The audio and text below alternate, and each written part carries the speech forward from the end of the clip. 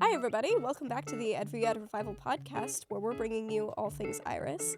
Today, we're going to be discussing Alwad on TikTok, which was in the Iris Prize Film Festival. Today, talking about TikTok Alwad with me is Jo and Llinos. How are you, Jo and Llinos? Good, thank you. Feeling great, feeling fine. That's good. So, Alwad is a vertical drama, which is available on TikTok. So, it wasn't actually screened at the festival, but it's actually available to anybody who has TikTok, which is great, very accessible. But the concept behind it was making a drama that was vertical just because of the popularity of social media. But what did you think of the story? So Alwad follows Dalan, who is on a night out in Cardiff. He quickly realises that he's forgotten his ID, so his plan is to, grab a taxi home, get his ID and come back to join his group of friends. But he quickly finds himself stuck in a bit of a situation. He gets followed by a group of homophobes.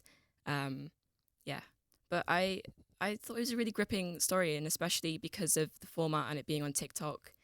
It's about 7 parts, so every time it got to the end of a part, I was like, I've got to scroll on and find out what happens next. Yeah, it was very, they had good cliffhangers. Yeah. Yeah. What did you think, Jo? Right. For me, I was very invested in Dylan's story and actually seeing the conversations that were happening in between him and his mum. And then later on, we have the whole situation with the car. And I was there being like, every episode, I was having like a moment of like, oh my God, I got to know what happens next. And then scrolling to have the next one. And even for like such short 60-second bursts of film content, they kept me gripped. They kept me like really invested in the story itself. And I think as a Welsh speaker myself, it was really nice actually having a story easily accessible to me that I was interested in as well. Obviously, it's queer, it's Welsh, it's a relationship between a mum and a son. I was there being like, this is right up my alley. Yeah. But then, it was a very dramatic ending, I could say. But I think the story was well written for a vertical drama, which is what it was. But yeah, it was very interesting to me. Yeah. It was all done in the Welsh language, obviously, and then also had English subtitles to make it more accessible. But obviously it's being put on TikTok right now, which will be aimed at more of a younger audience. Do you feel like it being in the Welsh language is going to make it less popular, more popular with the younger generation? I think because it's so accessible and it has English subtitles, it might be something that younger people maybe who are trying to learn Welsh or just want to watch, they'll be more likely to watch it because it's on a platform like TikTok. Yeah, that makes sense.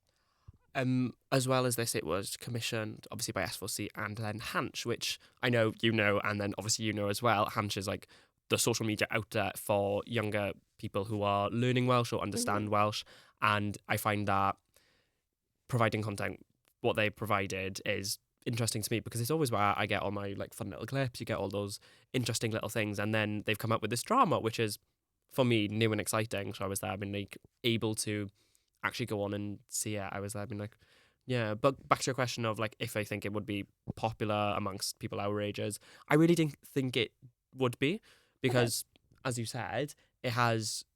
As one of you said about the English subtitles on it as well, even though it was through the Welsh language. So it is really good for learners to be able to actually just watch it and really understand what the plot is, what's happening, give context and stuff like that. Yeah. Yeah, I mean, as someone who doesn't speak Welsh but has seen a lot of like Welsh films at Iris, I think it's very interesting to have it, and I think it's nice to almost like be fully surrounded by the Welsh language. Anyway, like I feel like I can understand it more, even if I don't speak it. But yeah, the English subtitles make it easier, obviously. But yeah.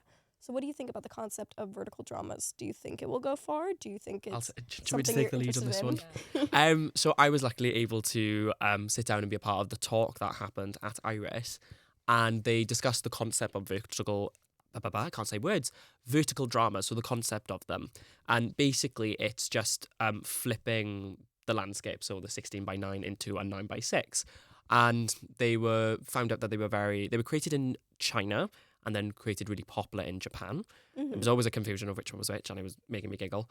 But they were basically really popular 80-part dramas that were free up to like 10 chapters, and then you'd have to pay for the rest, which is a bit sad, but you'd get gripped by these 60-second bursts of stories written for a 9:6 frame, and it was just a very interesting concept that has not been popularised yet over here, and that was the discussion that was brought at hand. Like, where can they take vertical dramas? What is the intrigue? What is the interest? And one of the arguments presented at the talk was we as a generation, but also just the world itself, we are always like glued to our phones. And the way they brought this up was they Gittorin, in control of Hansh, that lovely person, he literally said, do you take your phone to the bathroom? And then was explained, being like, if you have your phone at you at literally all times, it's great to just swipe and keep watching all of these like different dramas and everything on your phone, if that makes sense. So, yeah. Yeah. Yeah, that makes sense. Yeah, so vertical dramas, very interesting, very new, seemingly very in the now because of how popular social media is and how popular TikTok is. So hopefully it goes far. But thank you so much for chatting with me about Alwad. Now we're going to go to an interview with Dan and Sarah, who worked on Tolldy and Teth.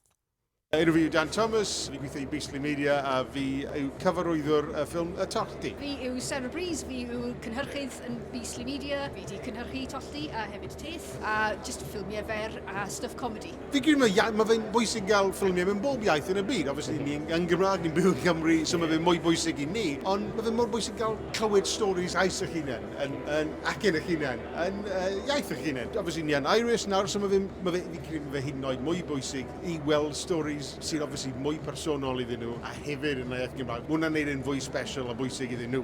Mae'n bwysig clywed stuff sy'n yn penodol i pwy bynnag sy'n sgwennu stori neu gynulleidfa. Mae'n amlwg oedd Leo Drayton yn gallu sôn am profiadau ei hunan mewn iaith ei hunan.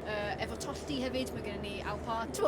Un peth am Tolldy, mae'n swnio'n gogleddol iawn. Pryd mae Al yn siarad, ond mae'n fel culture clash achos mae gen gariad sy'n dod o'r de.